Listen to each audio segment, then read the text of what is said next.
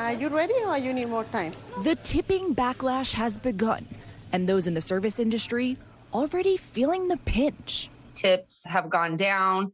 I'm making 30% less than what I typically make in a given year.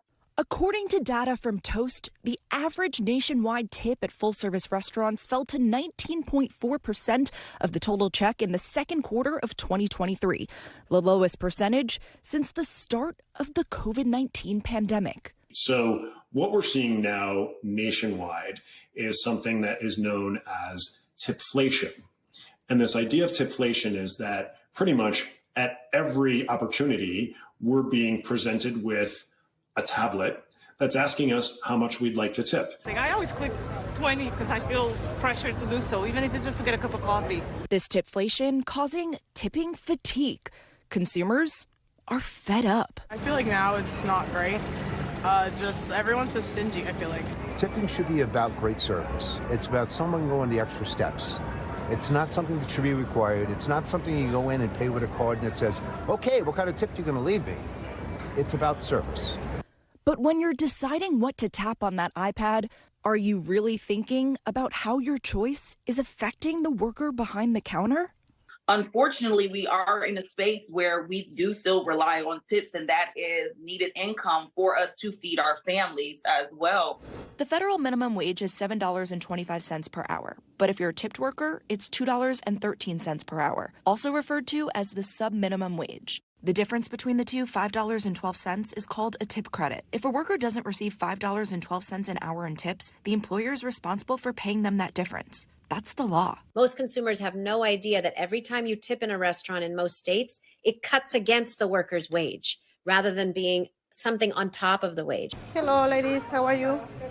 Lupe is a server at Cisco's restaurant Bakery and Bar in Austin, Texas. One of many workers around the country who makes the federal minimum wage for tipped workers, which is $2.13 an hour, a rate that's been in place since 1991.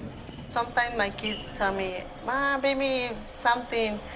They go, okay, not today because Mom no make money today. As of 2023, only 7 states have eliminated the sub-minimum wage. These states actually have the same, or in many cases, higher restaurant industry business growth, small business growth rates, job growth rates in the restaurant industry, and tipping averages than the rest of the country. But some restaurant owners in Austin, Texas, a state that abides by the federal sub-minimum wage, say easier said than done. At the end of the day, if we were to increase our minimum wage internally, we have to then pass that off to the customer, which then likely probably tips less. These are real human beings that are going home, dealing with things the same way you are. Ultimately, I really want all of our staff to make as much money as they can. The goal here is to continue to grow, but not have to charge people an arm and a leg to come have a really good meal. And with that, CNBC's Emily Lorsch joins us now in studio. So, Emily, I want to go on the record first. I think if you have great service, you should always tip. I agree. But I know we're getting into situations now where people feel like they're forced to tip, and in some situations, they really should tip, right? Absolutely. I think that consumers really need to think about who is making that sub-minimum wage and who isn't, so who is relying on that tip. Now, historically speaking, it's going to be your waiters, your waitresses, your bartenders. Those are typically workers who are making that sub-minimum wage and are relying on your tip. However, these days with these iPads being flipped around, no matter where you go, we're seeing those just about everywhere, right? And so we're being asked to tip at new places. And I think consumers really need to think about, is this historically a place that I'm being asked to tip or not? And if it's not, if it's a barista now, I mean, the other day I was asked on the Hopper app at the end, I was booking a flight and I was asked to add a tip at the end.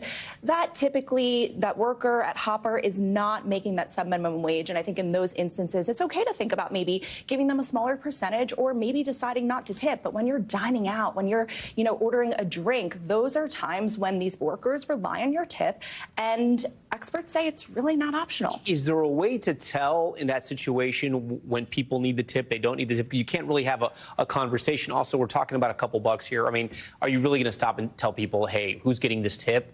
I don't know. It's really not easy. According to the Department of Labor, a tipped worker is defined as a worker who makes $30 or more a month in tips. Now, these days, that could be so many different people, Right. and it really depends on the employer and how they're paying their workers. So my advice to people trying to figure that out at checkout of whether or not this person is relying on their tip is, number one, do your research. Look into your state laws. Find out what the sub-minimum wage is, or if there is a sub-minimum wage in your state. In 7 states, there isn't a sub-minimum wage. So think about that. And then also, don't be afraid to ask the question. Ask that manager, ask that business owner how they're paying their workers. Yeah, I know there's sometimes like at the grocery store, if you want to tip somebody who's helping bag your groceries, they'll say, oh, no, we can't accept tips. Why do some businesses not let their employees accept tips? That's so interesting. I think it really just depends on the business owner. A lot of businesses now even have, hospitality charges added. I went out to Austin, Texas. I spoke with some business owners. So Austin, Texas is a place that abides by the sub-minimum wage of $2.13 for tipped workers. And this restaurant owner said, that's ridiculous. I don't want to abide by that. So in order to make sure that every single worker is making at least $17 an hour, they put on a 20% hospitality charge. Now, some consumers don't like that and they disagree with it, but that's a situation where they tell people if they do leave an enormous tip, they walk over to the table and say, you really don't have to tip. We have that taken care of. Okay. Emily, thanks so much for joining Top Story. Really appreciate that. Thanks for watching. Stay updated about breaking news and top stories on the NBC News app or follow us on social media.